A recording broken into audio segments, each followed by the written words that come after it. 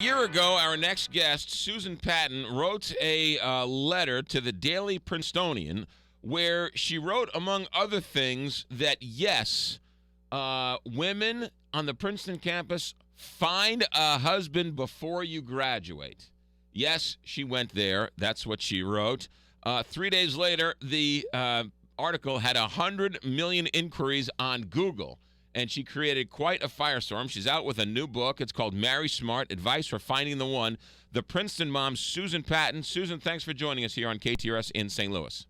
What a pleasure to be with you, McGraw and Kelly. All right, let's get to this. It's been an interesting year for you. Would you have written that article any other way? Were you a little more harsh than you wanted to be looking back? No, and I'm not harsh in any regard. I'm a blunt person. I speak my mind. I speak honestly. I speak openly. I hope that most people who know me would say, that's just Susan. That's how she speaks. She's direct. She's forward. She cares not at all about being politically correct. And for the most part, she's right in what she says. I wasn't offended by anything you said. Good. Except that it was all about Princeton. And you have to find a Princeton man. What about a Harvard man? Or what about a Big Ten man? Okay, if you have to settle for Harvard, then you settle for Harvard. Look, I get it. Not everybody gets into Princeton. But your larger point was find a man early because that's your best chance. Exactly right. And of course, the reason it was focused on Princeton is because the letter that I wrote was to the women on the campus of my alma mater, not having any idea, McGraw, that this letter was going to go so viral and turn into such an international property. But certainly, for any young woman on any campus, I'm saying that you will never again have this concentration of extraordinary men to choose from. Men who are age appropriate, who are single, and who are like-minded. And take advantage of this opportunity. And that they're so meetable. You can meet them in so many different ways.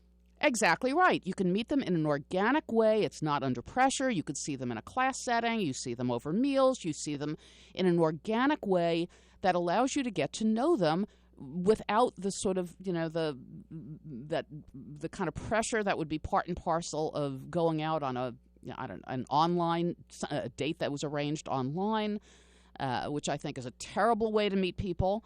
But yes, on campus, I think, is a very easy and very natural place for young people to meet each other and develop relationships that hopefully, one will take hold and be a life partner. The book is called Marry Smart, Advice for Finding the One. Susan Patton, our guest. You also say, Susan Patton, that if you wait to your 30s as a girl, you're now competing against 20-year-olds, and that's a game you don't want to play. It's totally a game you don't want to play. And if you're not sure that I'm right about this, go ask your maiden aunt. She can tell you as soon as she's done feeding the cats. I mean, she could explain to you the truth of this. You can't wait until you're in your mid to late 30s because, no, you can't compete with women 10 years younger than you. And if you hope to have children, you're now at a point where your biological clock is ticking so loud that it's going to scare off potential suitors. All right. What is wrong with, okay, Susan, I'm sorry, but I just do not agree. What is wrong That's with fine, Kelly. You don't have to get married in your 20s. Have your career, date, meet the man, not worry about the pressure of trying to find someone in college. That's so young, and I just think some of your advice is outdated. Well, I don't think it's outdated. If you're saying it's old-fashioned, then I'd agree with that, but old-fashioned simply means it stood the test of time. It's tried and tested advice that had meaning decades ago, generations ago, and still has meaning today. And the fact that for all we have advanced and women are, we look better, we look younger than we ever have, your reproductive systems is exactly where it has always been. 40 is not the new 30 in terms of your reproductive system. So for women who are interested in having children, they simply can't wait until they're in their 30s to start looking for a husband, because at that point, the option of having children is quickly becoming one that may no longer be theirs to make. All right. But so so basically, what are you saying to the 35-year-old girl out there or woman out there who didn't heed your advice, didn't find the man in college, tried to find the man, couldn't find the man, went off, had a career, now 35, now wants to get married? You're basically saying their life's over with. No, what are you telling I'm certainly not 35-year-old? saying anything of the sort. And in my book, Marry Smart, I most certainly am giving much advice for women who miss their opportunity to meet the man of their dreams. For example, when they were students. And what I'm suggesting, well, for instance, I'm suggesting get involved with your alumni association. Almost every school has an alumni association that brings together people that you know you have a lot in common with. I'm saying maybe continued education. If getting an advanced degree is not for you and, it's not such a bad idea, maybe take some courses. But take courses, not just lectures where you sort of sit quietly, but rather think about taking classes that are workshops. Maybe a class in pottery or in woodworking or in cooking, something that allows you to sort of schmooze with your fellow classmates on a regular basis.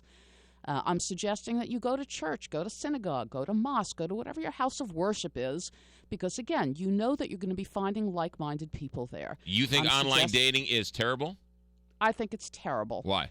I think it's absolutely terrible. I think online dating sites are, and I think it's predatory for women. I think online dating sites are filled with married men who are trolling for single women or young women or needy women with whom they can have fast sex. I disagree. And it's on that undignified.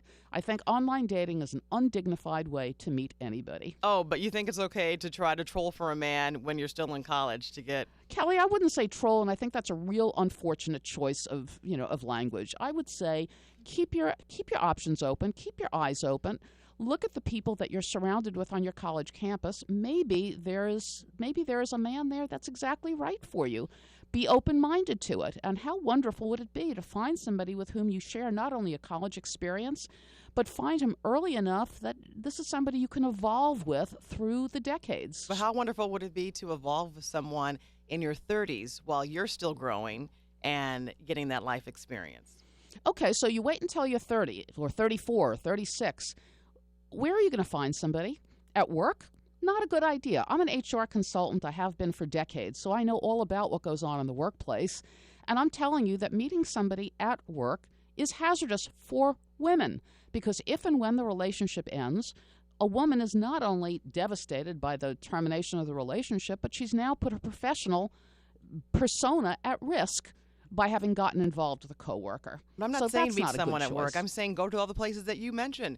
You can go to church. And I'm you saying can go that's to fine. art If you galleries. didn't meet him, I understand that. But you're now competing with women 10 years younger than you, Kelly. And for all, you're going to tell me that, well, in your 30s, blah, blah, blah. I get that. But men are attracted to young, pretty girls. Not all men are attracted not to young, all men, pretty of course girls. not. We're talking about the broadest possible generalities which afford the greatest potential for success. I was at UPenn a few weeks ago guest lecturing to a class in psychology, and a couple of the women in the audience who were feminists, they said to me, we really object to your saying that men are attracted to pretty young girls. Well, I had to laugh at that. Come on, they're not attracted to pretty young girls because I say so. They are attracted to pretty young girls. And Kelly, honestly, if you're saying that a 34-year-old woman can compete with a 22-year-old woman, you're wrong. You're absolutely wrong. I'm not and saying especially compete. I'm not saying compete. And but yes, they are competing. They are competing for the same male pool. And for men who are interested in having a family, a 34-year-old woman already is a challenge in terms of potentially being able to conceive and carry a child to term. A man who's 34, 35, 36 would much rather be with a 22, 23, 24-year-old woman who has a good 10 years of fertility in front of her, as opposed to a woman who's in her 30s who does not have that. That's Susan Patton. The book is Marry Smart, Advice for Finding the One. Susan Patton, good luck with the book. Thank you for your time this morning. What a pleasure to be with you, McGraw. Take care, Kelly. Thank you. You too. That is Susan Patton. Among the things she said about her ex-husband is he went to a school of almost no name recognition, a school that nobody has respect for, including him. Really. I wish I married someone who went to Princeton. She keeps focusing on schools and meeting someone in school. You can be out of college in your 30s and meet yes, a absolutely. good guy. But absolutely she does it. But I think she's saying to women, well, you heard her. We got to yes, go. But I know. I'm not wading into that one. I come from a long line of women in my family. I'm not touching that one with a 10-foot pole. Holy mackerel. Marry smart. Advice for finding the one. Susan Patton, a.k.a. the Princeton Mom.